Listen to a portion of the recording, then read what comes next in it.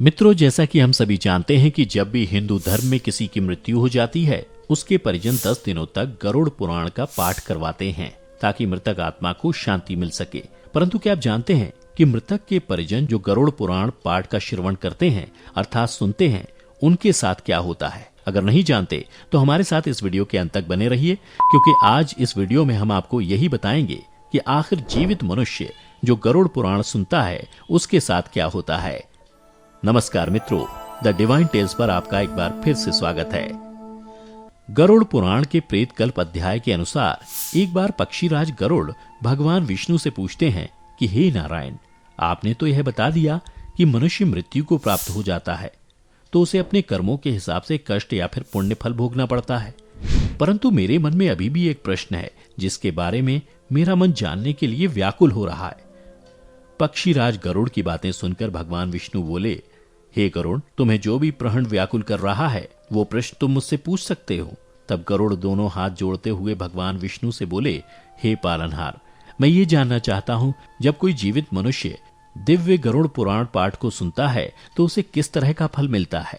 गरुड़ के प्रश्न को सुनकर भगवान विष्णु मुस्कुराते हुए बोले, हे ताक्षर्य, जैसा कि तुम जानते हो कि गरुड़ पुराण में मैंने जीवन मृत्यु के सभी रहस्य को विस्तार से बताया है, और जो भी जीवित मनुष्य इस दिव्य पुराण का श्रवण करता है वह सबसे पहले जीवन मृत्यु के चक्र को पूर्णतया जान लेता है, और फिर ऐसा मनुष्य सभी पापों से मुक्त हो जाता है। इतना ही नहीं, जो मनुष्य गरुड़ पुराण को सुनता है उसके मृत परिजनों को भी मुक्ति मिलती है।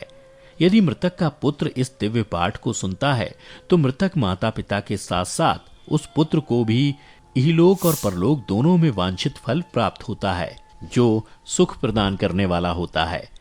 हे पक्षीराज, और जो पुत्र इस दिव्य पुराण के पाठ को नहीं सुनता उसके मृतक माता पिता अधम प्रेत योनि में भटकते रहते हैं, जो मदिरा को पीने के समान माना जाता है। इतना ही नहीं, जो नास्तिक पुत्र अपने मृत परिजन के निमित्त गरुड़ पुराण का पाठ नहीं करवाता है, देवता और पितृगण उसके घर की ओर नहीं देखते, अर्थात दोनों की ही कृपा दृष्टि उन पर नहीं होती, और उनके पितरों के कोप से पुत्र पौत्रादि की भी दुर्गति होती है। साथ ही जो मनुष्य मृतक के निमित्त इस दिव्य पुराण के पाठ को नहीं सुनता है उसे चांडाल के समान जानना चाहिए। इसके बाद भगवान विष्णु गरुड़ से कहते हैं कि हे गरुड़, जो मनुष्य इस पुण्यप्रद पुराण को सुनता है या सुनाता है वे दोनों ही पाप से मुक्त होकर सद्गति को प्राप्त होते हैं। माता और पिता के मरने के बाद 10 दिनों तक जो पुत्र गरुड़ पुराण सुनता है उसके माता पिता की मुक्ति होती है, और पुत्र को भी संतति अर्थात संतान की प्राप्ति होती है। इसके अलावा जिस मनुष्य ने माता पिता की मृत्यु होने के बाद गरुड़ पुराण का श्रवण नहीं करता, वृषोत्सर्ग श्राद्ध नहीं करता, मासिक तथा वार्षिक श्राद्ध नहीं करता, ऐसे मनुष्यों को किसी का भी पुत्र कैसे माना जा सकता है? और ऐसा मनुष्य पितृ ऋण से कैसे मुक्ति को प्राप्त कर सकता है? और वह पुत्र माता पिता को तारने में कैसे समर्थ हो सकता है? इसलिए सभी प्रकार के प्रयत्नों को करके धर्म, अर्थ, काम तथा मोक्ष को देने वाले तथा सर्वविध दुख का निवास करने वाले गरुड़ पुराण को अवश्य सुनना चाहिए। यह गरुड़ पुराण पुण्यप्रद, पवित्र तथा पापनाशक है, सुनने वालों की कामनाओं को पूर्ण करने वाला है, अतः सदा ही इसे सुनना चाहिए। इस पुराण को सुनकर ब्राह्मण विद्या प्राप्त करता है, क्षत्रिय पृथ्वी अर्थात राज्य प्राप्त करता है, वैश्य धनाढ्य अर्थात धन को प्राप्त करता है, और पापी मनुष्य पातकों से शुद्ध हो जाता है। हे गरुड़, मैंने तुम्हें बता दिया कि जो जीवित मनुष्य गरुड़ पुराण को सुनाता है उसके साथ क्या होता है। अब मैं तुम्हें ये बताने जा रहा हूँ कि मृत्यु के बाद शोकाकुल परिजन जो इस दिव्य पाठ का श्रवण करते हैं उनके साथ क्या होता है। हे गरुड़, मृत्यु के बाद परिजन जब गरुड़ पुराण का पाठ करवाते हैं तो मृत आत्मा भी उसका श्रवण करती है, और मृतक के परिजन उस समय शोकाकुल रहते हैं, और इसके पाठ से उनको कष्ट सहने की शक्ति मिलती है।